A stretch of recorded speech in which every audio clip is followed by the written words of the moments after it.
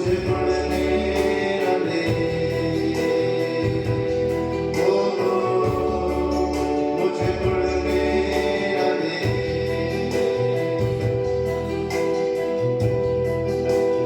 मुझे खींच ले,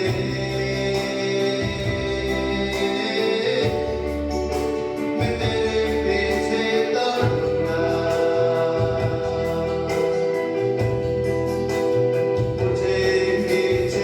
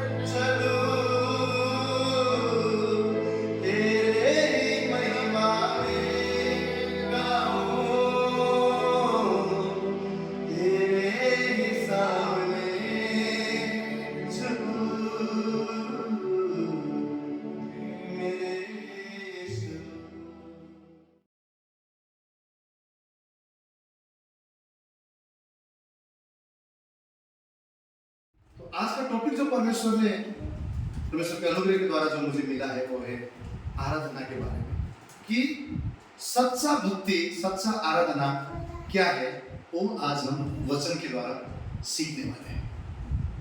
बहुत बार हम लोग सोचते हैं कि आराधना मतलब गीतों को गाना है, संगीत बजाना है, और हम लोग ये सोचते हैं कि गीत गाना मतलब परमेश्वर की आराधना। और जो कांग्रेगेशन है वो क्या सोचते हैं कि अरे जो क्वायर टीम है गीत गा रहे वही आराधना है, और जो इतना अच्छा बजाते हैं, इतना अच्छा गाते हैं, वो लोग तो क्वायर टीम में है, यही आराधना है। लेकिन बाइबल के मुताबिक आराधना क्या है आज हमें जानना है। और कुछ लोग ऐसे भी हैं जो गीत और संगीत को आराधना मानते भी नहीं है, लेकिन बाइबल मानता है, बाइबल मानता है। वो चीज को भी हम देखने को। सबसे पहले आराधना का अर्थ क्या है? उपासना, भक्ति करना, सजदा करना, किसी से सबसे ज्यादा प्रेम करना, किसी को सबसे पहला स्थान देना, अपने जीवन में सबसे पहला मोल देना क्या है? आराधना। और आराधना कोई भी चीज से हो सकता है, कोई भी चीज की हम कर सकते हैं। अगर हम परमेश्वर से बढ़कर धन और संपत्ति के पीछे हम चलते हैं तो हम परमेश्वर से ज्यादा भक्ति, धन और संपत्ति की करें। अगर हमारे जीवन में परमेश्वर की उपस्थिति से ज्यादा लोगों की हुजूरी, हमारे रिश्तेदारों की हुजूरी, हमारे दोस्त यारों के बीच में ज्यादा हम पसंद करते हैं, तो परमेश्वर की हुजूरी से ज्यादा ये आराधना करना है, लोगों का आराधना करना है। अगर हम किसी चीज को बहुत प्रिय मानते हैं, नया कार खरीदा, वो वॉशिंग करने लेके गए, पेंट करने लेके गए, वो इतना ये किया, वो किया, ये किया, परमेश्वर की भवन को छोड़कर, हुजूरी को छोड़कर बाकी चीजों के पीछे, उसके पीछे लग गए दिन रात, वो उसकी भक्ति करना है। बाइबल क्या बोलता है? बाइबल में आराधना परमेश्वर ने अपने लिए, स्वर्ग में जो आराधना होता था आप सब जानते हैं, दूतों को इसलिए बनाया गया ताकि वो दूत परमेश्वर की आराधना करें। और आराधना वहां पे करने के लिए परमेश्वर ने बनाया। और वचन से ही आज हम देखने वाले हैं, यशायाह 43:7 में क्या लिखते हैं? यशायाह 43:7, हर एक को जो मेरा कहलाता है, जिसको मैंने अपनी महिमा के लिए सृजा, जिसको मैंने रचा और बनाया है। केवल दूत नहीं, परंतु आप और मुझे भी परमेश्वर ने क्यों बनाया है? ताकि आप और मेरे द्वारा परमेश्वर की महिमा हो सके, आराधना हो सके। हालेलुया। आपका मेरा इसीलिए परमेश्वर ने हमें बनाया है कि परमेश्वर चाहता है कि आप और मेरे जीवन के द्वारा उसकी आराधना हो सके। और स्वर्ग में क्या हुआ? जब स्वर्गदूतों को बनाया परमेश्वर ने, तो जो इब्लिस था उसको सारे आराधना का नेता, मतलब सबसे ऊंचा उसको बनाया गया। परंतु उसने क्या किया? परमेश्वर को आराधना नहीं दिया, परमेश्वर को आराधना नहीं दिया, किसी और चीज को उसने पहला स्थान माना, किसी और चीज को उसने प्रतिष्ठित करने लगा, उस चीज को ज्यादा इंपॉर्टेंट दिया। और परमेश्वर ने उस स्वर्गदूत को शैतान बनाकर इस धरती पर पटक दिया, और उसका जगह क्या है? नरक का अथाह। और परमेश्वर ने हमें यशायाह की पुस्तक 43:7 वचन से क्या बताया? कि आप और मेरा सृष्टि भी परमेश्वर ने आराधना के लिए, उसकी महिमा के लिए बनाया। और आप और मैं जब परमेश्वर को पहले स्थान देना छोड़कर, परमेश्वर की भक्ति करना छोड़कर, परमेश्वर की प्रतिष्ठा करना छोड़कर, परमेश्वर को पहला स्थान देते हुए उससे प्रेम करना छोड़कर किसी और चीज के पीछे अगर हम चलते हैं, तो हम परमेश्वर को नहीं, किसी और चीज की भक्ति कर रहे हैं। और बाइबल में क्या लिखा हुआ है? निर्गमन का 20वां अध्याय उसका 5वां वचन, निर्गमन 20वां अध्याय उसका 5वां वचन क्या बोलता है? तू उनको दंडवत न करना और न उनकी उपासना करना, क्योंकि मैं तेरा परमेश्वर, जलन रखने वाला परमेश्वर हूं। परमेश्वर क्या चाहते हैं? हम किसी और चीज की भक्ति ना करें। परमेश्वर हमसे क्या चाहते हैं? हम किसी और चीज की प्रतिष्ठा ना करें। हम क्या चाहते? परमेश्वर हमसे क्या चाहता है? किसी और चीज को पहले स्थान ना दें। परमेश्वर से बढ़कर हम किसी और चीज से प्रेम ना करें। परमेश्वर ने यहाँ पे क्या बोला? क्योंकि मैं जलन रखने वाला परमेश्वर हूं। यशायाह की पुस्तक में हमने क्या देखा? उसने हमें अपनी महिमा के लिए बनाया। और निर्गमन की पुस्तक में हमने क्या देखा? कि मैं जलन रखने वाला परमेश्वर। वो चाहता है कि जो भी कुछ आप और मैं करे उसके द्वारा परमेश्वर की महिमा, उसके द्वारा परमेश्वर की महिमा हो। क्योंकि पहला कुरिन्थियों 10वां अध्याय उसका 31वां वचन, पहला कुरिन्थियों 10वां अध्याय 31वां वचन को अगर हम पढ़ते तो क्या लिखा है? सो तुम चाहे खाओ, चाहे पियो, चाहे जो कुछ करो, सब कुछ परमेश्वर के महिमा के लिए करो। हालेलुया। क्या बोलते हैं वचन? तुम चाहे खाओ या पियो या कुछ भी करो, वो सब बातों के द्वारा क्या हो? परमेश्वर की महिमा। अच्छा भोजन मिला, प्रभु धन्यवाद, तुमने अच्छा भोजन दिया। कुछ अच्छे परमेश्वर ने काम किया हमारे जीवन में, प्रभु तेरा धन्यवाद हो, तूने मेरे जीवन में ये काम किया, ये आशीष दिया। हर एक बातों से हमें परमेश्वर की महिमा करना है। और हम लोग आज वचन के द्वारा क्या सीखने वाले हैं? कि परमेश्वर किस प्रकार की आराधना, किस प्रकार की प्रस्तिश, किस प्रकार की उसकी वंदना जो हम करते हैं, किस प्रकार का आराधना परमेश्वर आपको मेरे जीवन से चाहता है, ये आज हम वचन के द्वारा जानने वाले हैं। वही यूहन्ना का पुस्तक 4वां अध्याय उसका 23 और 24 वचन को निकाले, जो वचन हम बहुत बार सुने हैं। यूहन्ना उसका 4वां अध्याय 23 और 24 वचन में क्या लिखा हुआ है? कोई इसे जोर से पढ़ सकते हैं?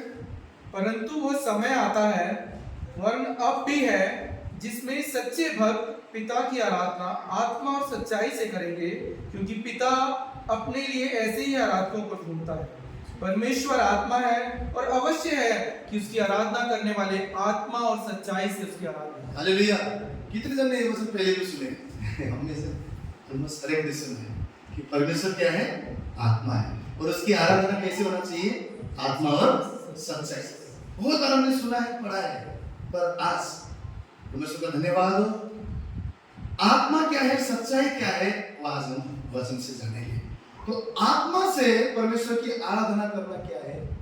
जब तक हमारे जीवन में पवित्र आत्मा का कब्जा नहीं है, जब तक पवित्र आत्मा हमारे अंदर कार्यरत नहीं है, हम बोलते हैं यीशु में विश्वास किया है, पवित्र आत्मा तो परमेश्वर ने हमें दिया है, लेकिन क्या पवित्र आत्मा हम पर हावी है?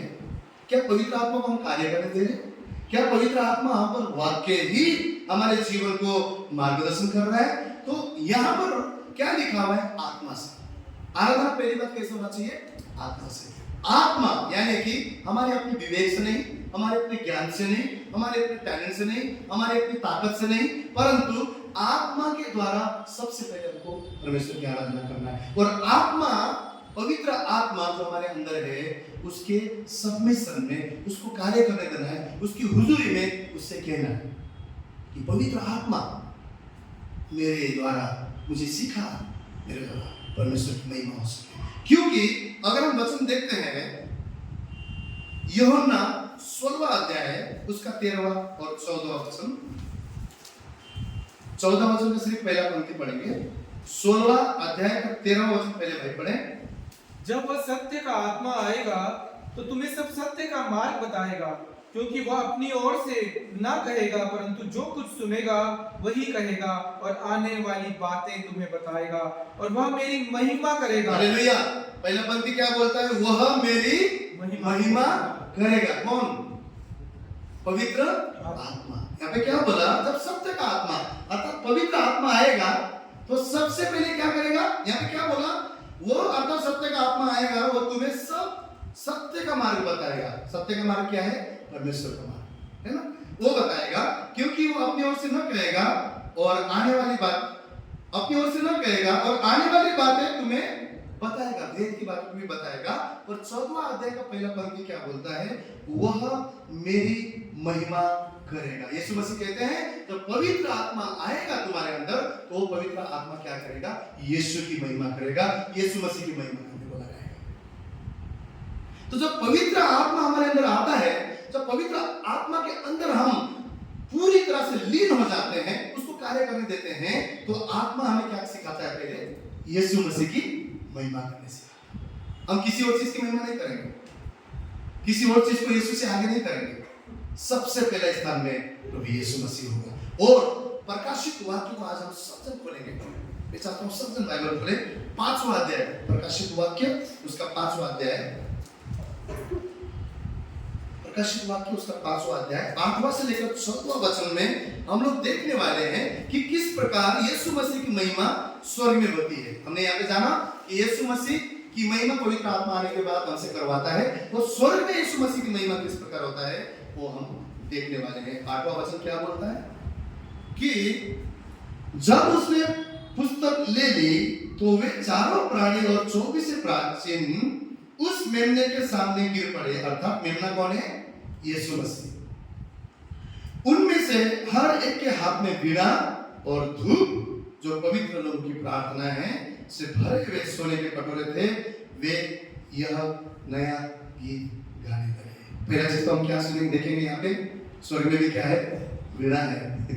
स्वर्ग में भी नया गीत है।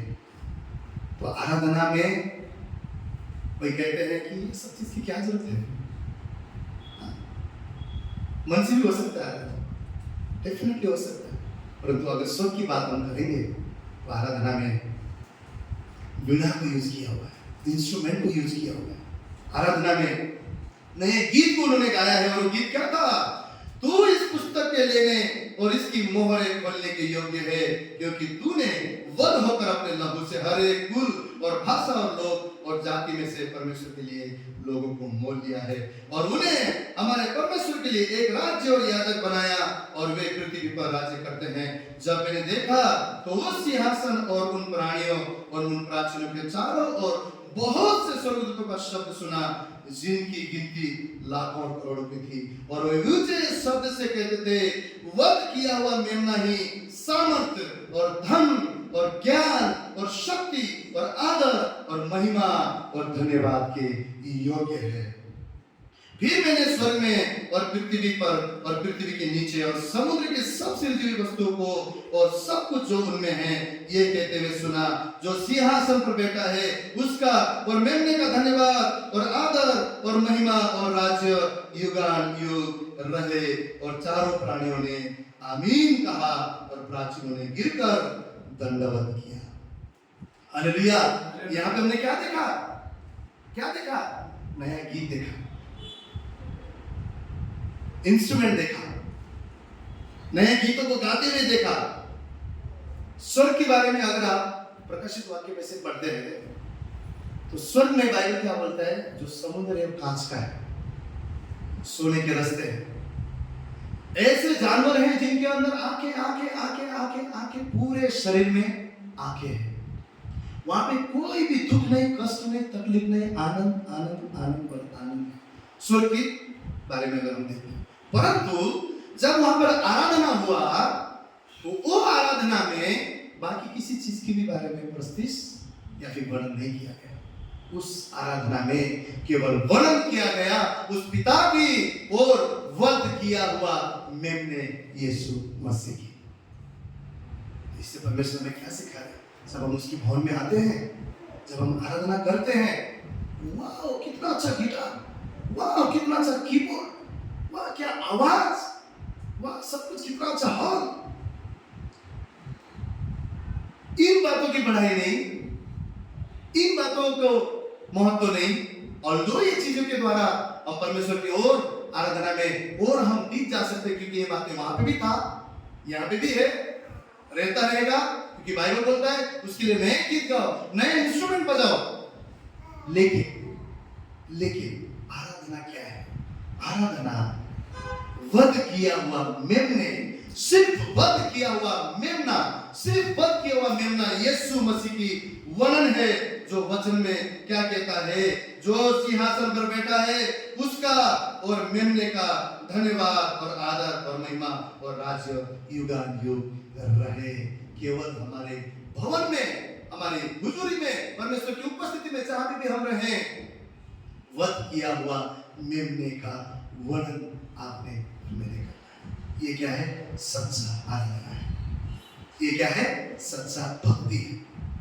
तो पहला चीज हमने आराधना में क्या देखा कि पवित्र आत्मा जब आता है यीशु मसीह की महिमा करने लगाता है, और यीशु मसीह की महिमा ना आप और मेरे बीच में ही होगा, परंतु स्वर्ग में भी किस प्रकार यीशु मसीह की महिमा वध किया हुआ मेमने का आराधना होता है। कैसे प्राचीन उसके सामने झुककर दंडवत करके उसकी भक्ति करते हैं, कैसे दूत उसकी महिमा करते हैं, किस प्रकार नया गीतों को गाया जाता है, स्वर्गीय आराधना को हमने देखा।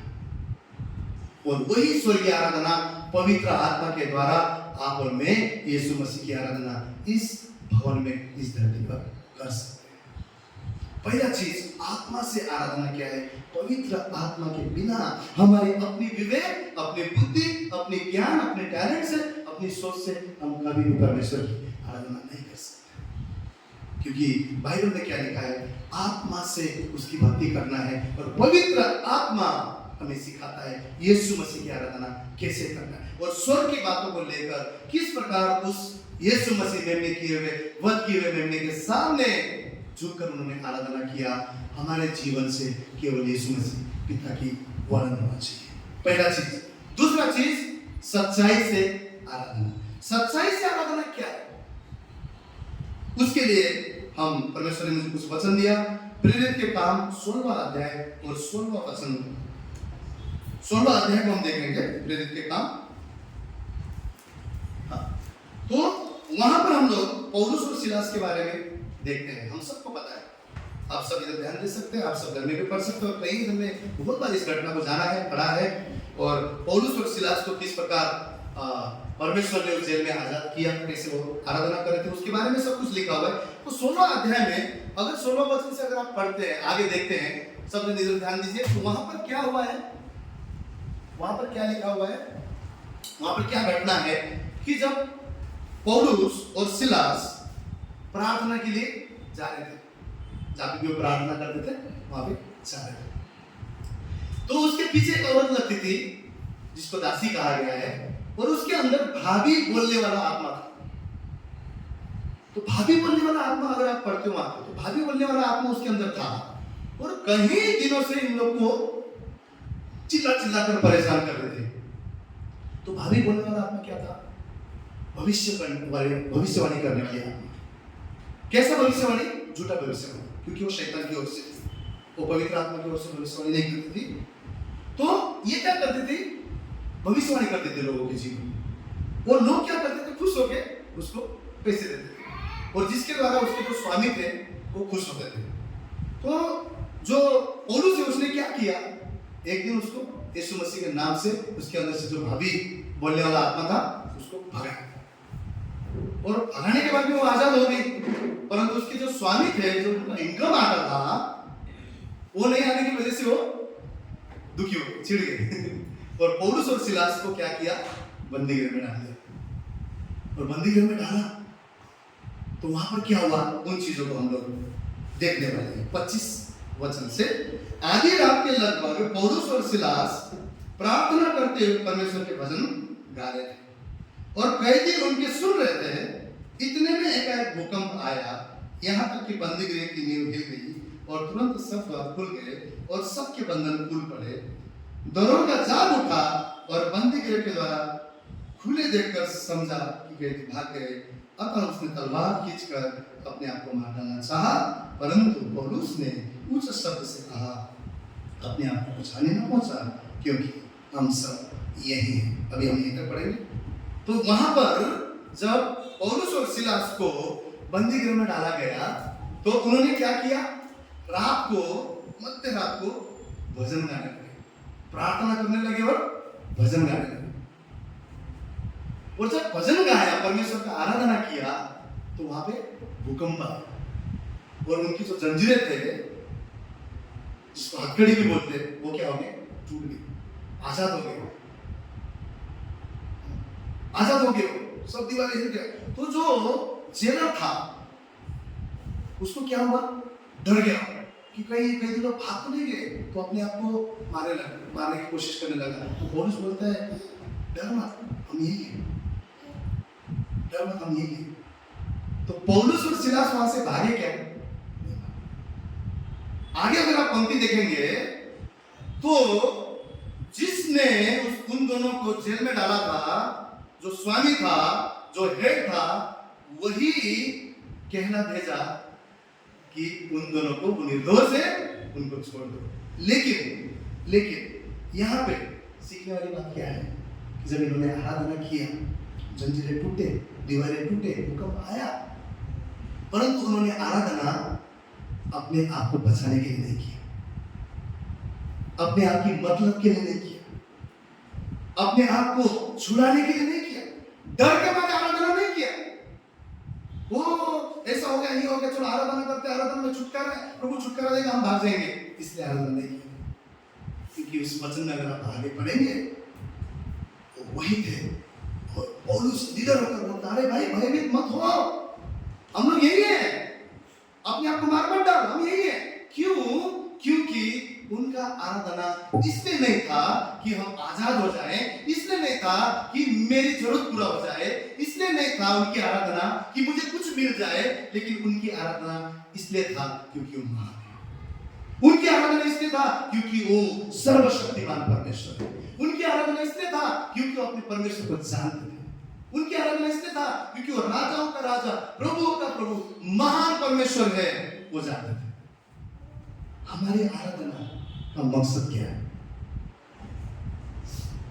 कुछ पाने के लिए हम आराधना करते हैं, या फिर वो राजा है, वो सर्वश्रेष्ठ है, वो सर्वज्ञानी है, वो वध किया हुआ मेमना है, या फिर अपने राजा का आराधना हम सच्चाई से करते हैं? सच्चाई से उसकी भक्ति, सच्चाई से उसकी आराधना क्या है कि हमारे हृदय में, हमारे जीवन में आराधना के लिए, आराधना करने से हमें क्या फायदा होगा, हमारे लिए क्या अच्छा होगा, हमारी क्या जरूरत पूरा होगा, हमें क्या मिलेगा, उस चीज के लिए आराधना नहीं। सच्चाई से आराधना क्या है कि हमारा परमेश्वर सबसे महान है। सच्चाई से आराधना क्या है कि हमारा खुदा सर्वश्रेष्ठ है। सच्चाई से आराधना करना क्या है कि वो युगान युग राज करने वाला परमेश्वर है। तकलीफ भी है तो भी आप बोलेंगे, प्रभु तेरी आराधना में करता हूं क्योंकि तू महान है। परेशानी में है तो भी आप बोलेंगे कि प्रभु मैं तेरी प्रस्तुति करता हूं, मैं तुझे भक्ति करता हूं क्योंकि तू अद्भुत है। कुछ ठीक नहीं चल रहा है, आपके मुताबिक नहीं हो रहा है, तो भी आप कहेंगे परमेश्वर तू जलाली खुदा है, तू योग्य है, मेरी आराधना की योग्य है। आप किसी भी बातों में आराधना के पीछे आपका कभी मकसद गलत नहीं होगा। आप इसलिए आराधना करेंगे, इसलिए सच्चाई से आराधना करेंगे क्योंकि आप जानते हैं कि एक ही परमेश्वर है, एक ही युगानुयुग राज करने वाला खुदा है, एक ही मार्ग, सत्य और जीवन है, एक ही जीवित परमेश्वर है, वो ही यीशु मसीह। तो सच्चाई से आराधना करना क्या है कि हमारे आराधना के पीछे कोई भी हमारे फायदा के लिए मकसद नहीं होना चाहिए, परंतु हमारी आराधना सच्चाई से करने का मतलब यह है कि हमारा महान परमेश्वर है, वो योग्य है, मेरी स्तुति के योग्य है, मेरी आराधना के योग्य है, मेरे तारीफ के योग्य है, मेरे गीतों के, मेरे संगीत के, वो धन्यवाद के वो योग्य है। इसलिए बाइबल क्या बोलता है? बाइबल क्या बोलता है कि अगर उसके फाटक में हम आए तो धन्यवाद के साथ आए, अदरवाइज अगर हम हमारे मुताबिक उसके फाटक में आएंगे तो जिस दिन मूला उस दिन धन्यवाद भी नहीं निकलेंगे। जिस दिन कुछ तकलीफ है उस दिन हम उसको आराधना नहीं करेंगे, छोड़ो कुछ ठीक नहीं चल रहा है। हम मतलब के लिए अगर आराधना करेंगे तो हमारी इच्छा के मुताबिक, हमारी सोच के मुताबिक, हमारे विचार के मुताबिक, हमारे परिस्थिति के मुताबिक हम परमेश्वर की महिमा करेंगे। वो क्या सच्चाई से आराधना करना है? नहीं। सच्चाई से आराधना क्या है? आपकी परिस्थिति कुछ भी हो, परंतु आप कहते हैं वध किया हुआ मेमना महान है, वध किया हुआ मेमना, वो उसके सामने आप दंडवत करेंगे, वध किया हुआ मेमने के सामने आप झुकेंगे, सदैव उसकी तारीफ करेंगे, सदैव उसकी आराधना करेंगे, उसको आदर देंगे। क्योंकि वचन में क्या लिखा? पहली चीज हमने आत्मा देखा, दूसरा चीज हमने सच्चाई देखा। सच्चाई क्या है? सच्चाई क्या है?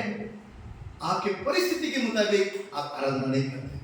आज मूड नहीं हो रहा है, चलो आज बिजी है, चलो नहीं करते, चलो आज ये ना अच्छी बात वही है मेरे जीवन में, प्रभु बोलता हर बात में धन्यवाद करो, मेरे फाटक में धन्यवाद के साथ आओ।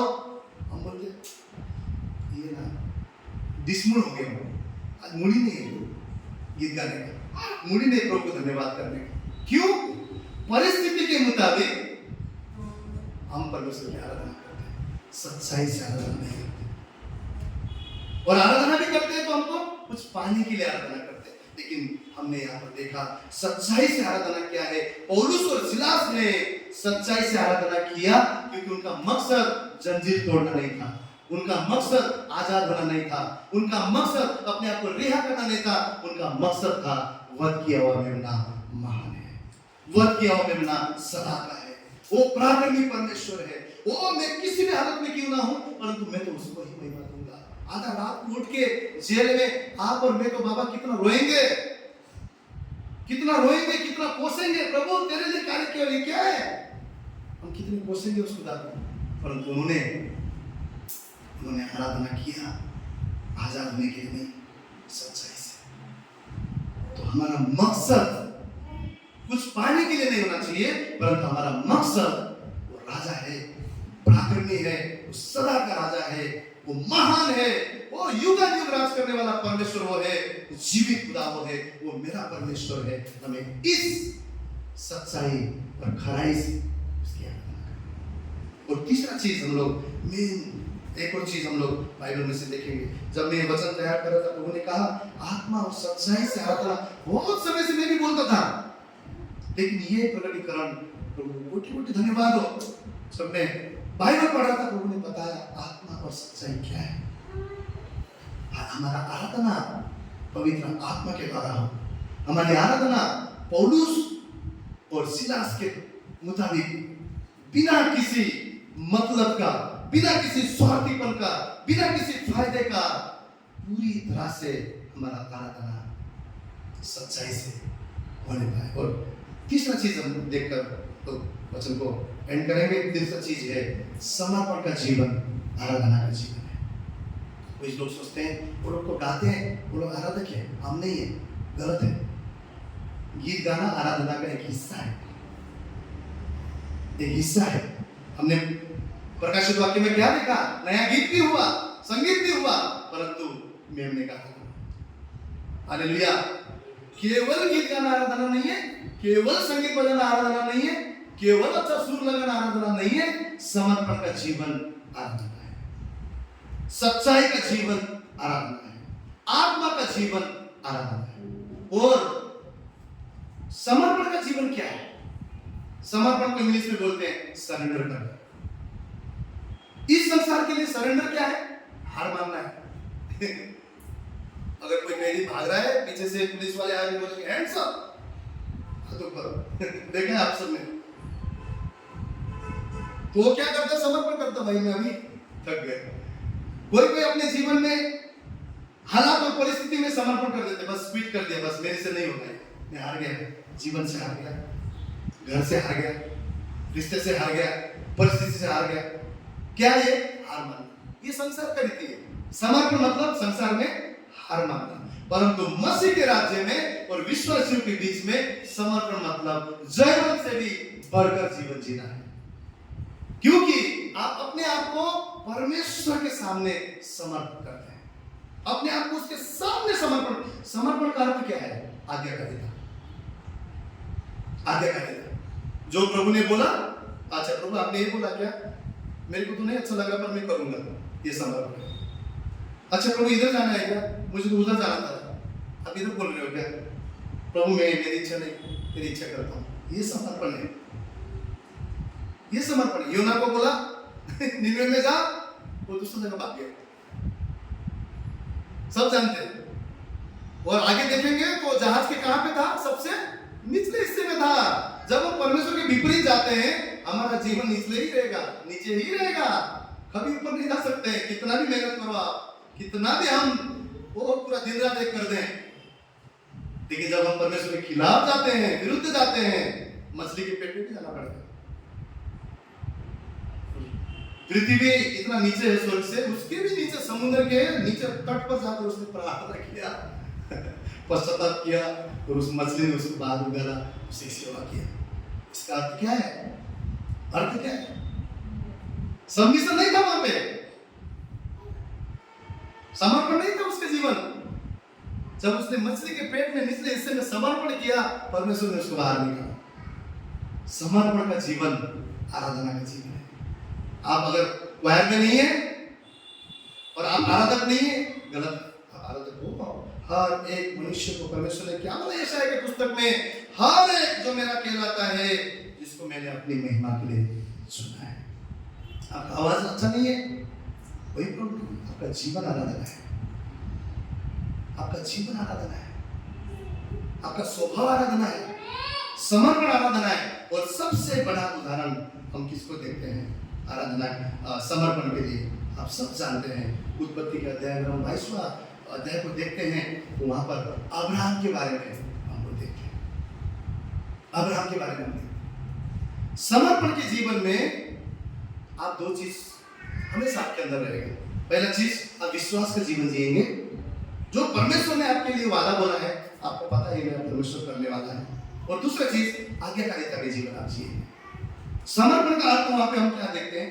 जब अब्राहम को परमेश्वर ने कहा, जा मोरिया पर्वत पर अपने बेटे इसहाक को तू बलिदान कर, तो वहां पर अगर चौथा पांचवा वचन में आप देखेंगे, तो जब वो 3 दिन के बाद पहुंचते नीचे और अब्राहम अपने सेवकों को बोलता है, भाई तुम लोग यहीं पे रुको गधे के साथ, मैं और ये लड़का ऊपर जाते हैं।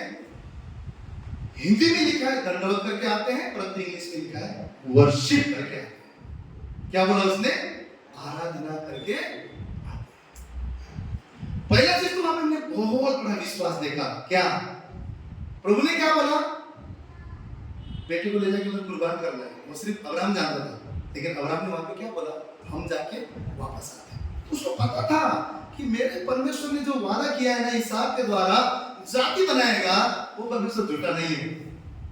समर्पण में ना आपका विश्वास बढ़ेगा, आप वादों पे जीना सीखेंगे। आपको पता है मेरे प्रभु ने बोला है ना, वो करेगा। डरेंगे नहीं, आप डरेंगे नहीं, परिस्थिति हालात से डरेंगे नहीं।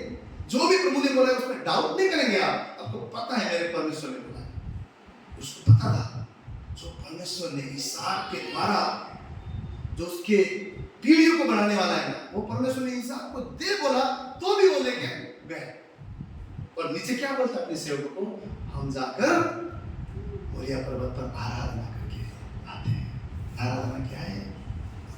आज्ञा को मानना है। आराधना क्या है? समर्पण है। आराधना क्या है? प्रभु ये तो मेरा एकलौता बच्चा है, कैसे दे दूं? 100 साल की उम्र में प्रभु तूने मुझे दिया।